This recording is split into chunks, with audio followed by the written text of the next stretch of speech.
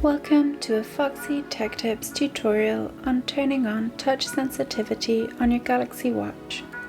If you find this tutorial helpful, please consider subscribing to my channel and liking the video. Swipe up from the bottom of the watch screen to open the Apps menu. In the Apps menu, tap on the Settings cog. Scroll down and tap Display. Scroll down the display settings and switch the toggle on to the right of touch sensitivity.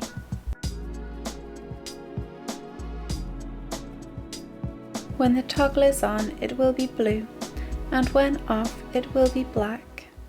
You can also change the touch sensitivity settings for your watch on your phone.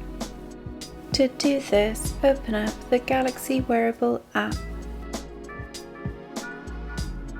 Swipe down and tap Watch Settings, then tap Display.